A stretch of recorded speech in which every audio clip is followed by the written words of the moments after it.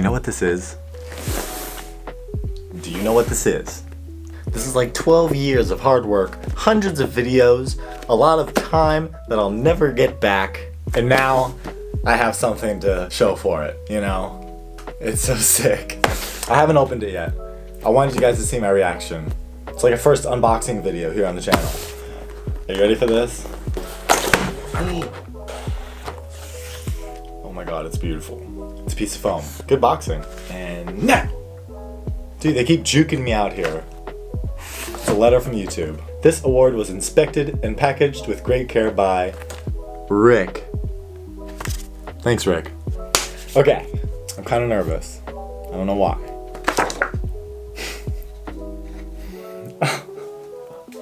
It's so beautiful. Oh, it's cold. Oh, it's heavy. So this obviously wouldn't have been possible if it weren't for you guys. So thank you for watching my videos. I'm so glad that I have this creative outlet to be able to make videos and play drums, and like people want to watch it. People are interested in it, and that's just so sick. So thank you guys so much. Dude, it shimmers in my face. You know where it's gonna go? Right there.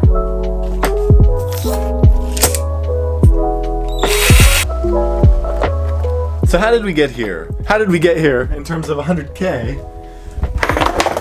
But also, this is Cape Town, South Africa. But I'm from California. A lot of great things have happened throughout my life, and it's hard to ignore the fact that they all happened because of the drums. So I want to tell you my entire story, from the moment I started playing the drums till now. I was born in the suburban town of Murrieta, California. For as long as I can remember, there was a drum set in my house. My dad was a drummer. He had been playing ever since he was a kid. I remember standing outside the bar to watch his band play because I was underage. So being a 10-year-old with a drum set in the garage, hell yeah, I wanted to beat those drums to shit. I don't really remember the beginning, like my first beats or learning paradiddles. But some of the first songs I ever remember learning were Santeria by Sublime, Kryptonite, and I Miss You by Blink-182. Travis Barker was a huge influence on me in the early days. So was Freddie from School of Rock. Okay. But as I got a little bit older, my dad introduced me to the world of Rush. Neil Peart was a god to me. His golden minefield of drums, cymbals, and electronics fascinated me. I needed more drums, more toms, and more cymbals, even a bandana. I remember my dad offered me $100 if I could play Tom Sawyer. Pretty sure I did. And I learned YYZ. And that is actually my first drum cover I ever posted to YouTube. There used to be this old animation of Neil Peart playing YYZ, and I would watch it on repeat because there weren't many drum playthroughs on YouTube at the time. Like, you couldn't really look up drum covers to learn how to play these songs yet. So Rush opened up the doors of progressive drumming to me. And then this is when I discovered the holy Michael Bluebeard Portnoy. Again, I needed octobons, and all Sabian cymbals, and a Tama kit. Mike played them, it's a no-brainer. Dream Theater was the dopest band in the world to me at the time. The odd time signatures, the drumming was all over the place, and the type of music just made me want to play and learn and push my musical boundaries. Mike Portnoy was my hero, whom I've had the pleasure of meeting. He's kind of a dick. At around age 14, I started a band with my brother and 2 friends. We were called Ministry. Sick, dude. We wrote like original, progressive, odd time, out of time, sorry, music.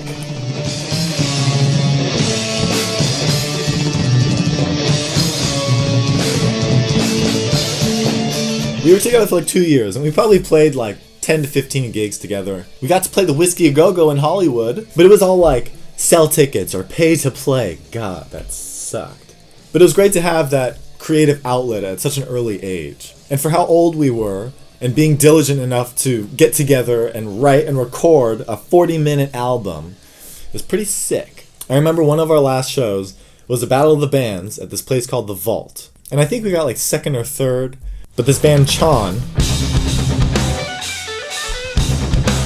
got 1st place. Anyways, I think I quit the band because they scheduled a gig on prom night, and I had a girlfriend, so, you know. At about age 16, I started getting lessons at a local music school in my hometown. My teacher was Glenn Man Frazier.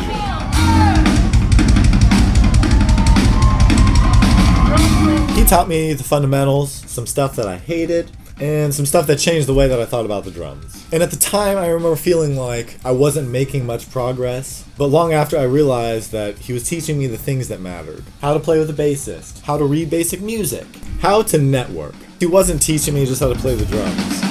He was teaching me how to be a hireable musician. So now I'm in high school. I'm also working at the local golf range. I got decent grades in school, but I only really enjoyed classes like engineering and art and ceramics. I was also heavily into track and cross country. My PR for the mile is 4:41. I'm pretty proud of that one. Running consumed about 4 years of my life. Also skateboarding. I started skating probably before I started playing the drums. I was actually sponsored by a local board shop for a while. I think I got like a free shirt every month or something. I also enjoyed mountain biking and surfing. I love doing all of this random crap, but I had no idea what I wanted to do in terms of college or a career. But I knew I didn't want to spend another 4 years learning about something that I didn't give a about. So I thought maybe I can go to school for music. I applied to Musicians Institute in Hollywood. Got accepted, backed out because the prices were outrageous. I later auditioned for Berklee College of Music in Boston. Got accepted, backed out, way too expensive. So now I'm graduated, not going to school, and living in my suburban town. What do? I had made it my mission to be the next Guitar Center drum-off champion. Brandon Scott. I had won prelims. Brandon Scott. I won store finals. Rachel's gonna be pissed at me the next few months. Yeah. Made it to quarterfinals. And lost to Eric and Prada. So I applied for a job and started working there instead. Working at Guitar Center had its ups and downs, but I would classify my time working there as fantastic. Alright, just letting you know this product is actually eligible for accidental damage. Oh, okay. The crew we had was great. Being around drums all day was great. And the employee discounts were phenomenal. The money I made working there was spent there. Being in retail, I was able to connect with DW, and because of the discount, I was able to afford my dream drum set. A DW Collector's Series in satin olive ash burl. This is my drum set. I very regrettably had to sell it years later, due to financial hardships. Go freelancing! Anyways, at Guitar Center, I was kind of in heaven. Here I could learn about drums, cymbals, sticks, heads, all day long. No customers, I was unpacking and tuning the kits. And are you a member of our stick club? Guess not. Sometimes we had to do boring stuff, but most of the time, I was tuning the kits. Anyways, I had a lot of time to practice while I was working there. I remember I'd sit and play on the mouse pad behind the counter and like work on rudiments. And we actually offer 24 months 0% financing if you use your Guitar Center credit. So somewhere around this time, I started gigging with a country rock band called Canaan Road. This was my first experience with a band who consistently rehearsed and gigged. This was also my first time playing live with a click in my ear. 2 to 3 gigs a week, like $100 a pop. It was great. Then slowly I got calls to fill in for other bands around town as well. And I was eventually doing the circuit, working Guitar Center during the week, gigging the local bars, casinos, and wineries on the weekends. For me, this was awesome. I was working around the drums and making money playing the drums. I was in full drum nerd mode. This is when I discovered JP Bouvet. JP inspired me like no other. I was fascinated by his drum-off performance, but more so by his vlogs, teaching style, and his personality. I was heavily influenced. And it was around this time that he had announced that he was going to be giving his first ever drum camp at Mike Johnston's studio in Folsom, California. You gonna film the whole weekend? Yeah. Nice. Prepare to be annoyed by my camera in your face. 7 days of pure drumming with 2 of my idols and a bunch of other drummers who were just as pumped about drums as I was. I learned so much in a short amount of time, and my inspiration gas tank was like overflowing. This is when I started to make more videos on my YouTube channel. I started to vlog more. This is David. Oh my god, am I actually gonna be in your vlog? I started to do lessons, essentially copying what JP was doing. A few months later, my drum teacher told me about this band that he worked for, and that they were looking for another drummer. He said this band traveled and played gigs all around the world. I thought he was full of crap. Like, what cover band travels the world and plays gigs? This kind. A corporate party's dream. Over 30 cumulative band members at the owner's disposal to a point to any gig. Sometimes the band would play 3 different cities in the same night. The first audition, I played a couple songs during their sound check, I'm pretty sure. The second audition, I played a couple songs during their set, during a show, and then they finally called me to sit in on my first trial gig. I remember feeling super nervous during these gigs because I wanted it so bad. I wanted to travel and play the drums. So eventually 1 gig turned into 2 gigs turned into like a week of gigs, and slowly I got more and more calls over time. Then the traveling began. My first experience traveling for a gig was when we went to Puerto Vallarta, Mexico. All-inclusive resort, 5 days, I get to play drums, and I get paid? Are you kidding me? After that, we hit Cabo, Germany twice, Singapore twice, Hong Kong 3 years in a row, Portugal. It was lit. So now it's 2016, and Liquid Blue gets offered 2 contracts to play for Princess Cruises. 4 months on the Sapphire Princess, and 4 months on the Emerald Princess. I quit my job at Guitar Center, I quit all my other bands and projects, and I left. We're on a boat! Boats and hoes! During these 8 months, I visited 24 different countries, played 300 shows on board, and partied. We partied hard. It was my college experience. The adventure of being in a new place every day was my favorite part. I saw parts of the world that I'm sure I would have never gone to otherwise. We went to the freaking Shire.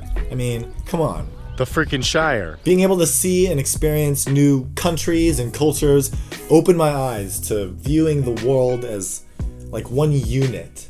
And the unfamiliarity around every corner drives your curiosity. I love it. I love traveling. Oi, mate. You want some food, yeah? But playing on the cruise ships helped my drumming without me even realizing it. I had learned how to play with dynamics in small venues with a click track in my ear for 8 months straight. I got so used to having a click in my ear, it eventually disappeared. But playing cover songs for 8 months was not good for me, man. Not good for the soul. The shows became unbelievably monotonous. I wasn't pushing my musical boundaries. It was very, very stale. I began to resent the drums, resent gigging, and resent being on the ships in general.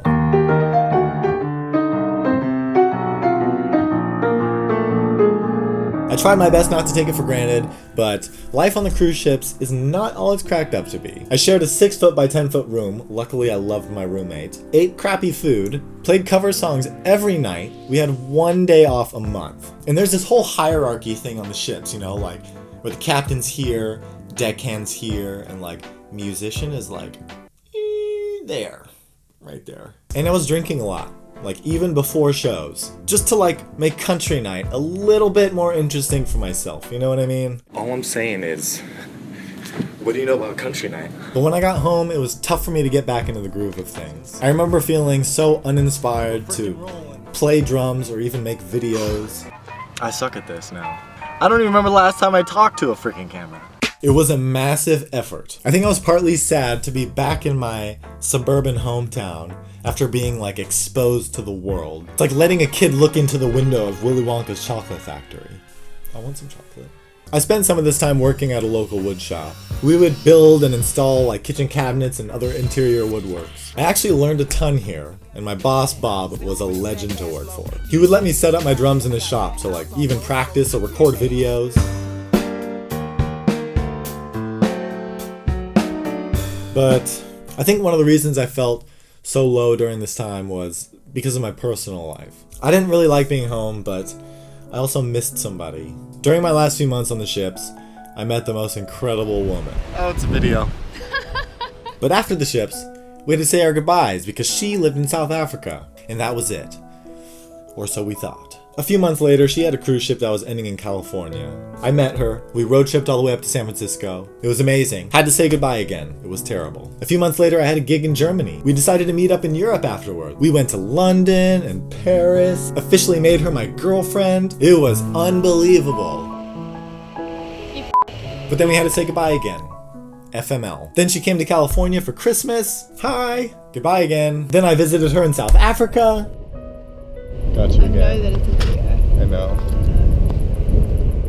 Got to experience so much amazing. Goodbye again. Back to Cali. I couldn't take it. Couldn't take it. I loved her. So I came to Cape Town and I married her. Now we're here! So moving here was pretty scary, not gonna lie. I had lived in Marietta for 22 years, and to go from that to this is quite the culture shock.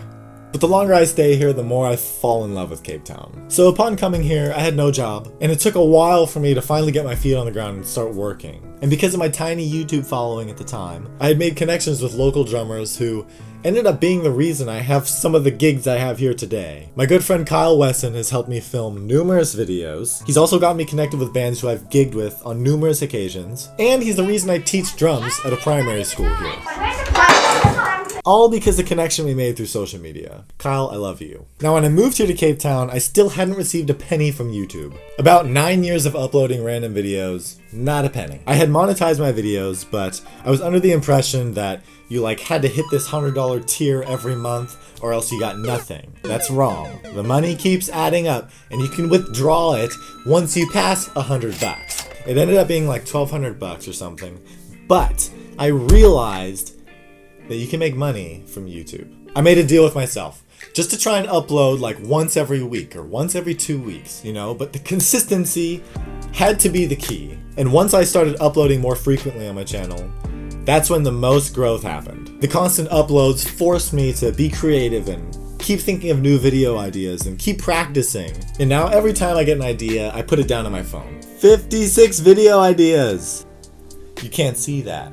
And through making these videos through the years, you kind of slowly just end up making them better and better and finding ways to make it better and better. I learned more about camera settings, white balance, color correction, color grading, lighting, graphics, and now special effects stuff. Because I've spent so much time editing these videos, they just slowly, start to get better and better because I'm learning more. It doesn't just freaking happen overnight. So today we're at 111,000 subs.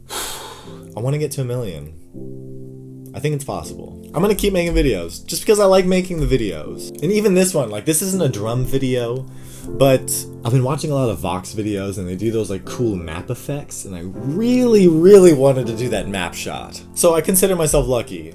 Tons of things have kind of fallen in place for my life to become what it is. I can't help but think about, if I hadn't started getting lessons from Man, then I wouldn't have joined Liquid Blue. And if I didn't join Liquid Blue, then I wouldn't have done the cruise ships. And if I didn't do the cruise ships, I wouldn't have met my wife.